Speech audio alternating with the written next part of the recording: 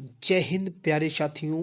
दोस्तों, number system में एक हमारा most important topic classification of number का दिया गया है। दोस्तों, अगर इसकी हम बात करते हैं तो हमारी जो संख्याओं का वर्गीकरण है वो दो भागों में डिवाइड किया गया है। दोस्तों, इसमें हमारी संख्याएं कैसी होती हैं। दोस्तों, हमारी संख्याओं को दो भागों में बांटा गया है।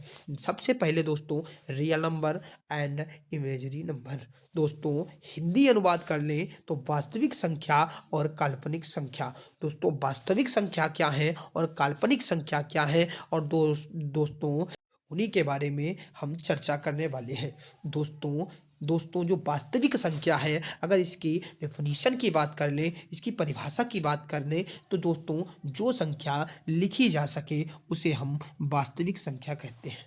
दोस्तों, जिसे हम लिख सकें उसे वास्तविक संख्या कहते हैं। और दोस्तों, काल्पनिक संख्या की अगर हम बात करें तो दोस्तों जिसकी हम कल्पना कर सकें, जिसका हम अनुमान लगा सकें, दोस्तों वो हमारी काल्पनिक संख्या होती है। दोस्तों, अगर हम वास्तविक संख्या को की बात करें तो ये हमारी दो भागों में डिवाइड करी गई है, दो भागों में बांटी गई है। दोस्तों, सबसे पहले हमारी परिमेय संख्या, उसके बाद दोस्तों अपरिमेय संख्या। ये दोस्तों दो भागों में हमारी बांटी गई है। दोस्तों, rational number and irrational number.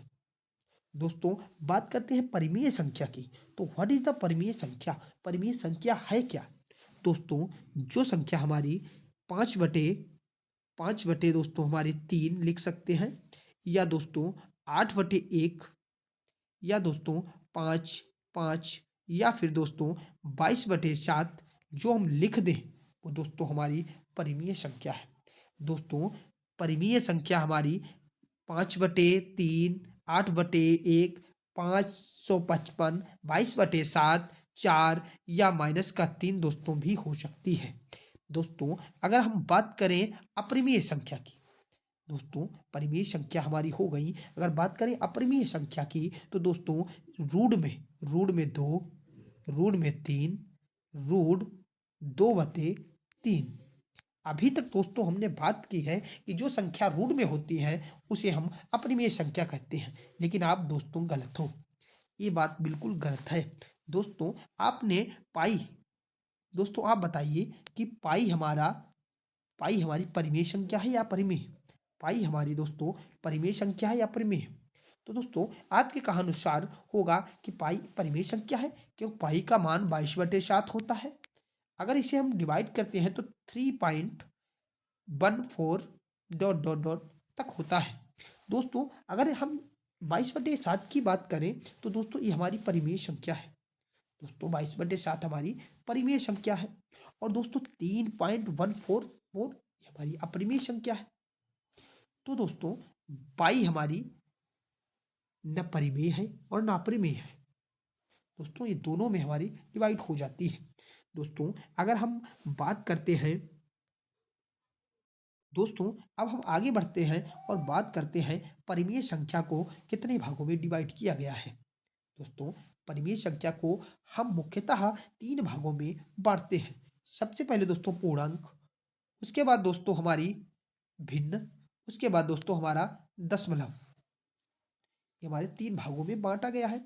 अब बात कर लेते हैं दोस्तों, जब हम पूर्णांक के बारे में, पूर्णांक क्या है, पूर्णांक क्या है दोस्तों, बात करते हैं पूर्णांक के बारे में। तो दोस्तों पूर्णांक हमारा दो भागों में डिवाइड किया गया है। एक तो ऋणात्मक पूर्णांक, उसके बाद ऋणात्मक पूर्णांक, उसके बाद पूर्ण संख्या। दोस्तों, हमारी सबसे पहले बात करते हैं कि हमारी पूर्ण संख्या कौन कौन सी होती है और भिन्न और पूर्ण संख्या। दोस्तों सबसे पहले पूर्णांक, पूर्णांक को दो भागों में डिवाइड किया गया है। बात आती है भिन्न की, तो दोस्तों भिन्न कौन से? दो हमारे बटे में, जैसे कि 7/9, 2/5, या दोस्तों 5/3, ये हमारे क्या है? ये हमारे भिन्न है। बात करते हैं दोस्तों, जब हम दशमलव की, दोस्तों दशमलव संख्या की अगर हम बात करते हैं तो दोस्तों दशमलव भी हमारे कई, दशमलव संख्याएं भी हमारी कई प्रकार की होती हैं। दोस्तों, एक तो हमारा शांत दशमलव होता है, उसके बाद दोस्तों अशांत आवर्ती दशमलव, उसके बाद दोस्तों हमारी अशांत अनावर्ती दशमलव। दोस्तों हमारी शांत दशमलव में कौन कौन सी संख्याएं आती हैं? तो दोस्तों शांत दशमलव में जैसे कि 0.5, 1/2, 0.73। अब दोस्तों अशांत दशमलव में क्या होता है? दोस्तों अशांत दशमलव में हमारी, जैसे कि एग्जाम्पल के तौर पर हम बात करते हैं अशांत दशमलव की, एग्जाम्पल के तौर पर बात करते हैं, एग्जाम्पल के तौर पर दोस्तों बात करते हैं अशांत दशमलव की। तो दोस्तों जैसे कि हमारी 0.333, उसके बाद दोस्तों जैसे कि दूसरा एग्जाम्पल है दोस्तों हमारा 1/3, 0.5656।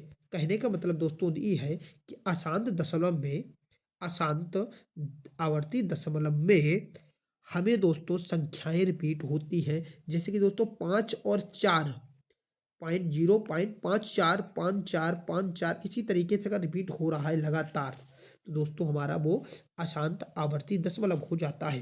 दोस्तों अब अशांत, दोस्तों अब बात करते हैं हम दोस्तों अशांत अनावर्ती दशमलव की।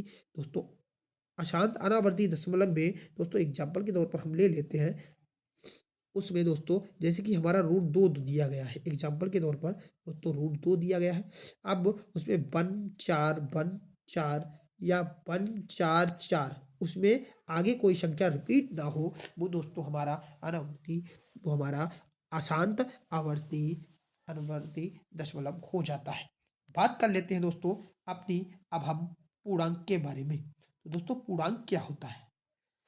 दोस्तों पूर्णांक के बारे में हमने बताया ऋणात्मक पूर्णांक। ऋणात्मक पूर्णांक की बात करें तो ऋणात्मक का मतलब माइनस दोस्तों, जिस संख्या में पहले माइनस लगा हो। कहने का मतलब ये है कि जैसे -1, -2, -3, -4, -5, ये दोस्तों हमारा ऋणात्मक ऋणात्मक पूर्णांक हो गया। बात करते हैं दोस्तों पूर्णांक संख्या की। पूर्णांक संख्या दोस्तों कौन सी होती है? जैसे कि दोस्तों 0, 1, 2, 3, 4, 5, 6, 7, ये दोस्तों हमारी कौन सी है? ये हमारी दोस्तों ऋणात्मक संख्या है, ये हमारी ऋणात्मक संख्या है। अब बात दोस्तों हम करते हैं हमारी दोस्तों पूर्णांक भी हो गया। अब बात करते हैं पूर्णांक की, पूर्णांक संख्या की। तो दोस्तों पूर्णांक संख्या हमारी दो भागों में डिवाइड करी गई है। एक तो दोस्तों शून्य, दूसरा हमारा प्राकृतिक संख्या। एक पूर्णांक, ये पूर्णांक हमारे दो भागों में डिवाइड किया गया है। एक तो जीरो, एक नेचुरल नंबर। दोस्तों शून्य की बात करते हैं, शून्य और प्राकृतिक संख्या। प्राकृतिक संख्या दोस्तों कौन सी होती है? शून्य तो आप जानते हो, प्राकृतिक संख्या जैसे कि दोस्तों 1, 2, 3, 4, 5, इसी डॉट डॉट डॉट इसी तरीके से हमारी प्राकृतिक संख्या दी गई है। अब बात दोस्तों करते हैं प्राकृतिक संख्या की। तो प्राकृतिक संख्या दोस्तों हमारी मुख्यतः चार भागों में डिवाइड की गई है। एक तो दोस्तों odd number, even number, composite number और प्राइम नंबर। दोस्तों विषम संख्या कौन सी है, सम संख्या कौन सी है, भाज्य संख्या कौन सी है, अभाज्य संख्या कौन सी है? दोस्तों अगर हम इन सब की बात करते हैं तो दोस्तों हमारी विषम संख्या जैसे कि 1, 3, 5, 7 है। दोस्तों उसी तरीके से अगर हम बात करते हैं सम संख्या की, तो जैसे कि 2 4 6 8 10, इस तरीके से हमारी ये दोस्तों सम संख्या हो गई। अब बात दोस्तों करते हैं भाज्य संख्या की। तो भाज्य संख्या में दोस्तों जैसे कि 4, 6, 8, 9, इसी तरीके से हमारी दोस्तों भाज्य संख्या होती है।